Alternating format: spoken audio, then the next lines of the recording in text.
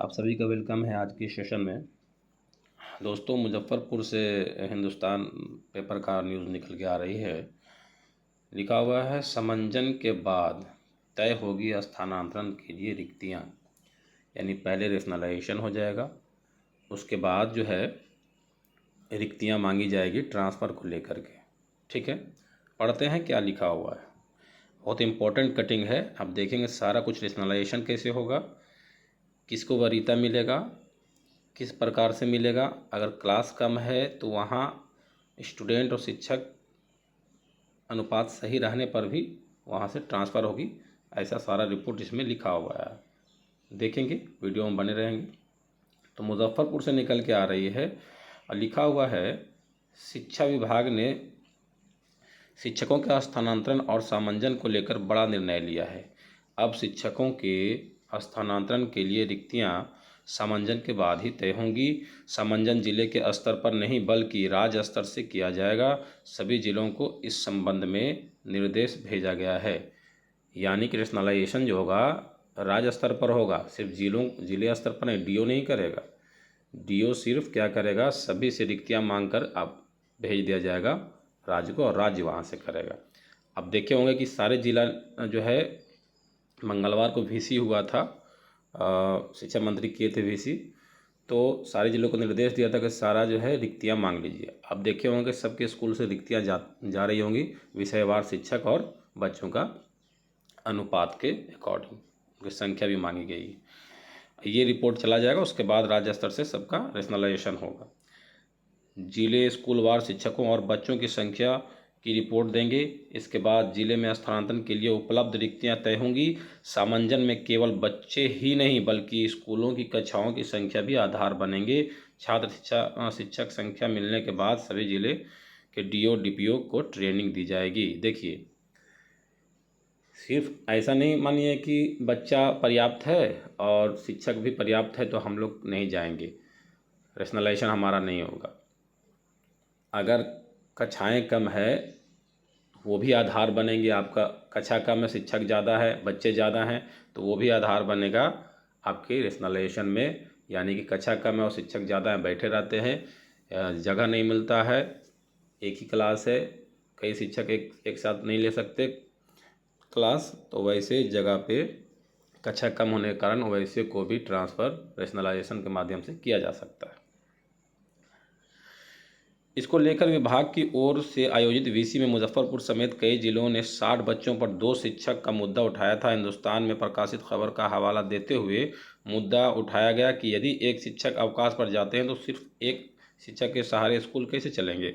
Do ने इसमें बदलाव की मांग रखी। सभी जिलों ने इस पर सुझाव मांगा गया कि क्या क्या दिक्कतें हैं और कहाँ कहाँ आ सकती है। देखिए, आप पिछले दिनों के पेपर में देखे होंगे, हिंदुस्तान पेपर में कि लिखा हुआ था कि 60 बच्चों पर 2 शिक्षक। तो इस पर कई डीओ ने वीसी में नाराज़गी प्रकट की है कि दो शिक्षक में एक चले जाएंगे अगर छुट्टी पे, तो एक कैसे संभालेगा 60 बच्चा को। ये उचित भी है, तो उस पर जो है संज्ञान लेने की बात कही गई है ताकि उस पर आगे निर्णय लिया जा सके। कई डीओ ने वीसी में यह मांग रखी कि ऐसे स्कूल जहां 3 से 4 ही कमरे हैं और वहां बच्चों के साथ शिक्षक भी अधिक हैं, वहां से शिक्षक का सामंजन अन्य जगह पर किया जाए। जगह कम होने के कारण शिक्षकों की कक्षा लेने के लिए जगह नहीं मिलती। देखिए, ये बात आया ना कि भाई आपका मान लेते हैं कि कोई ये खुशफहमी में है कि बच्चा मेरा पर्याप्त है और मेरा शिक्षक भी उस रेशियो से है, यहाँ से शिक्षक कहीं जाएगा भी नहीं, आने की भी ज़रूरत नहीं। लेकिन आप जा सकते हैं तब भी, इसलिए इस पेपर के माध्यम से बता रहे हैं, इसलिए कि अगर आपके यहाँ क्लास यानी कक्षाएं कम है और शिक्षक ज़्यादा है, मान लेते हैं 5-6 शिक्षक हैं और कक्षा एक ही, तो ऐसे जगह पे आप तो क्लास ले नहीं पा रहे हैं क्योंकि एक ही कक्षा में किसी तरह से, प्राइमरी में ज़्यादातर इस तरह से होता है। तो ऐसे में भी आपको रेशनलाइजेशन किया जा सकता है, पॉसिबिलिटी है, ऐसा मांग रखा है डीओ लोग। ठीक है, अब देखिए आगे क्या लिखा हुआ है। सामंजन में वरीयता और पास के स्कूल में कमी होगी प्राथमिकता। सामंजन में जो वरीय होंगे उनको उनके वरीयता जो है उनके सामंजन होने में क्या है, मदद करेगा। यानी मैं इस पेपर कटिंग के हिसाब से जो वरीय होंगे उनका समंजन बिफोर में होगा, पहले होगा, ठीक है। और अगर उनके पास में खाली है तो वो उनको प्राथमिकता देगा। अगर बगल के आपके स्कूल के आप वरीय हैं और आपके बगल के स्कूल में खाली है सीट, तो आपको प्राथमिकता दी जाएगी रेशनलाइजेशन यानी समंजन के लिए, ठीक है। इस पेपर कटिंग के माध्यम से बता रहा हूँ, जो आ रहा है VC में, जो बात कही गई है, जो इस पेपर में लिखा हुआ है, और जो DO साहब लोग क्या है अपना बात रखे हैं उस मुद्दे पर कर रहे हैं, कोई अपने तरफ से मैं नहीं कर रहा हूँ। DO कुमार अरविंद सिन्हा ने बताया कि समंजन में वरीयता और पास के स्कूल में शिक्षकों की कमी को प्राथमिकता में रखा जाएगा। देखिए, जो वरीय होंगे उसको प्राथमिकता दी जाएगी क्या है, समंजन के लिए। इसके बाद महिला शिक्षकों की सुविधा को भी ध्यान में रखा जाएगा। समंजन के दौरान कोशिश की जाएगी कि पास के स्कूल में ही शिक्षकों का पदस्थापन किया जाए। समंजन के बाद छात्र शिक्षक अनुपात के आधार पर जो रिक्ति सामने आएगी उसी पर स्थानांतरण होगा। देखिए, समंजन के बाद जो रिक्ति सामने आएगी उसी पर क्या होगा, स्थानांतरण होगा। पहले समंजन हो जाएगा और समंजन में बगल के स्कूल ही ज़्यादा मिलने की चांसेस है जहाँ खाली होगी, ठीक है। लेकिन ये पेपर कटिंग है, अब देखिए क्या होता है। ये तो DO साहब लोग बोल रहे हैं, लेकिन बोलते कुछ है और रियल ग्राउंड पे कुछ हो जाता है, ठीक है। अभी कह रहे हैं बगल में देंगे, लेकिन कुछ का सुनिएगा आप, हम अभी बता दे रहे हैं, कुछ का सुनिएगा कि थे कहीं भेज दिया गया कहीं, ये सब भी हो जाता है, ठीक है। जिसके साथ होता है वो उसको प्रॉब्लम होती है। कुछ हेडिंग पढ़ लेंगे। कई स्कूलों में शिक्षक ही नहीं है। देखिए, बहुत सारे स्कूल में शिक्षक नहीं है और कई में ज़्यादा है। लिखा हुआ जिले के सभी छात्र और शिक्षकों की संख्या यह बताती है कि 25-26 बच्चों पर एक शिक्षक पदस्थापित। अभी जितना भी है विद्यालय लगभग में क्या है 25-26 रेशियो चल रहा है, इतने बच्चे पे एक शिक्षक है। लेकिन समंजन नहीं होने के कारण सैकड़ों स्कूल में 2-3 ही शिक्षक हैं, या नहीं 200 से अधिक मिडिल स्कूल में शिक्षक ही नहीं है। देखिए, ये सभी परेशानी है, तो रेशनलाइजेशन के माध्यम से इस सबको किया जाएगा, सब जगह सारे स्कूल में इक्वल किया जाएगा। राज्य, यहाँ पे देखेंगे राज्य के स्तर पर किया जाएगा शिक्षकों का समंजन। पहले क्लियर हो लीजिए कि जिला स्तर पर नहीं होगा, DO साहब कुछ नहीं करेंगे, सब राज्य स्तर पर होगा। ये सिर्फ सीट देंगे। सभी जिले स्कूलवार शिक्षकों और बच्चों की संख्या की देंगे रिपोर्ट। देखिए, सभी जिला लेने लगा है रिपोर्ट, शिक्षक और बच्चों की संख्या। इसके बाद तय होगा स्थानांतरण के लिए जिले में उपलब्ध रिक्तियाँ। अब ये सब हो जाएगा, रेशनलाइजेशन हो जाएगा, तब आपका ट्रांसफ़र के लिए रिक्तियाँ होंगी। इससे यह स्पष्ट होता है कि ट्रांसफ़र में अभी समय है। कल DO साहब का कल शिक्षा मंत्री का भी आप सुने होंगे इंटरव्यू, उसमें वो बताए थे कि अगले 2-3 महीने में ट्रांसफ़र आराम से होगा। पहले रेशनलाइजेशन होगा, उसके बाद रिक्तियाँ आएंगी, उसके बाद आवेदन होगा, इस तरह से, ठीक है। तो ये आज का हिंदुस्तान का कटिंग था, आपको अच्छा लगा होगा। और क्योंकि इसमें कई इंपॉर्टेंट बातें कही गई है, किनको वरीयता देगा समंजन में, किनको जो है DO साहब का क्या इसमें बात रही, और क्या आगे होने वाला है, इसमें सारा डिटेल दिया गया है, खास करके समंजन को लेकर के, ठीक है।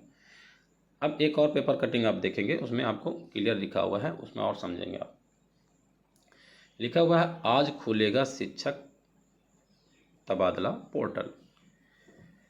आपको याद होगा कि कल शिक्षा मंत्री गोपालगंज में गए हैं, गोपालगंज ज़िले में गए हुए थे, और वहाँ से उन्होंने ट्रांसफ़र को लेकर के बात रखी थी। क्या रखी थी, अब देखेंगे।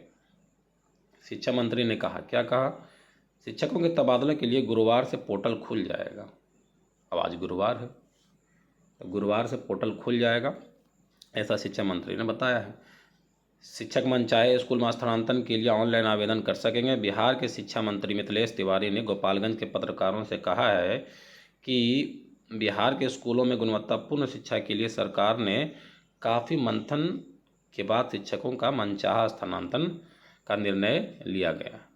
शिक्षा मंत्री ने कहा है गोपालगंज में पत्रकार से कि काफ़ी मंथन किया गया है, उसके बाद निर्णय लिया गया है कि कैसे करना है ट्रांसफ़र,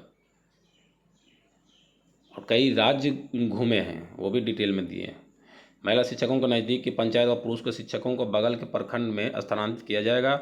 इसके लिए पॉलिसी तय हो चुकी है। शिक्षा विभाग द्वारा तबादले की SOP जारी हो चुकी है। देखिए, थोड़ा सा आगे बढ़ा दिया, अभी तबादले का SOP तो जारी नहीं हुआ है।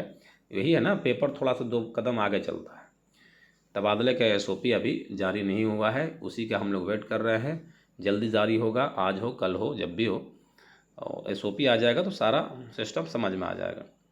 शिक्षा मंत्री ने कहा कि स्कूलों में अब शिक्षा का इंतजाम पूरा देश में सबसे बेहतर होगा।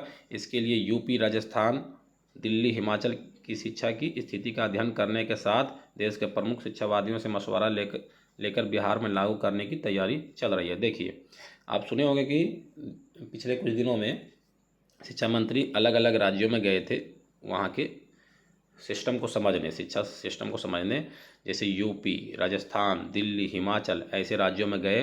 वहाँ शिक्षा का क्या है सिस्टम, किस तरह से तबादला होता है, किस तरह से पढ़ाई का सिस्टम है, और वो लोग सारे लोग जो शिक्षा से जुड़े हुए हैं, अपना एक्सपीरियंस रखते हैं, उससे मशवरा लिए, उससे उनका निर्णय लिए कि कैसे क्या करना है, उसके बाद यहाँ ट्रांसफ़र के लिए लागू किए। ये तो अच्छा बात है कि आप अच्छे अच्छे शिक्षाविद से मशवरा लेकर के काम कर रहे हैं, लेकिन ये सबके लिए बेहतर हो, बस यही कामना करते हैं लोग, किसी के साथ गलत नहीं। गोपालगंज में लॉ कॉलेज खुलेगा, और गोपालगंज में जो है वहाँ पे चूँकि गोपालगंज से शिक्षा मंत्री का इंटरव्यू था, तो गोपालगंज में एक लॉ कॉलेज के लिए भी उन्होंने घोषणा किया है। ये अलग है, ट्रांसफ़र से अलग मुद्दा है, इसको आप देख लेंगे।